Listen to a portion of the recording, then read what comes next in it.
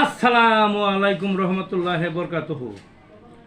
বন্ধুগণ, আশা করি আল্লাহ পাকের রহমতে সকলেই সহি সালামত আছেন।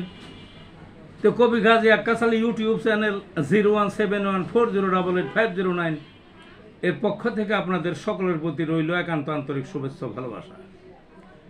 বন্ধুগণ, এখন আপনাদের সামনে যে স্বরচিত কবিতাটা পাঠ করবার চেষ্টা করব, কবিতাটার নাম হলো আপসহীন নেত্রী খালেদা জিয়া। আমাদের দেশে একাধিক রাজনৈতিক দল আছে, বড় দুইটা দল আছে। দেখবেন এক দল ক্ষমতায় থাকে, আরেক দল ক্ষমতার বাইরে থাকে, কিন্তু আর একটা আপোষ করে চলে। ক্ষমতায় যারা যায় তারা আরেক দলকে যথেষ্ট চাপের মধ্যে রাখে, কিন্তু চাপের মধ্যে থাকলেও অন্যায়ভাবে তাদের ক্ষমতা দখল করলো দেখা যায় আপোষ কিন্তু করে চলে, এত সিরিয়াস কেউ না। কিন্তু খালেদা জিয়া যখন রাজনীতি করতেন তখন তিনি ওই অন্যায় যেগুলো আছে আর ধারের কাছেও নাই, কোনো আপোষ টাপোষ নাই। আপসহীন নেত্রী হিসাবে তিনি খ্যাতি লাভ করছিলেন। অর্থাৎ প্রেসিডেন্ট জিয়াউর রহমানের পরে যে সাত্তার সাহেব আসলেন ওই দলে, তিনি একচেটিয়া ভোটে পাশ করলেন।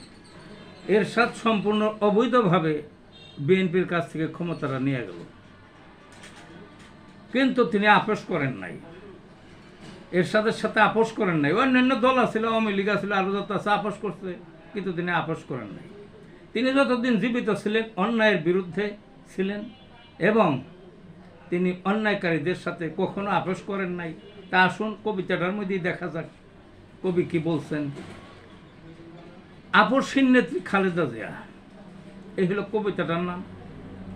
রাজ ক্ষমতায় সাত্তার সাহেব একচেটিয়া ভোটে এরশাদ সাহেবের মসনদ দখল পেশি শক্তির চোটে, দলটা যখন ঘূর্ণিপাকে পড়ল দুর্বিপাকে, একটু হলেও সতর্ক বিলিন্সির অতরে, নেত্রী তখন হাল ধরিলেন ঘুমটা রেখে ঘরে, মাঠ কাঁপিয়ে মিটিং মিছিল বীরাঙ্গনার সুরে, হুমকি ধামকি জেল জুলুম সহ্য বারে বারে, এর মাঝেই অকুত ভয় লড়ছেন সমান তালে। কত দলে আপোষ করলো স্বৈরাচারের সাথে, তার কোনো আপোষ নাই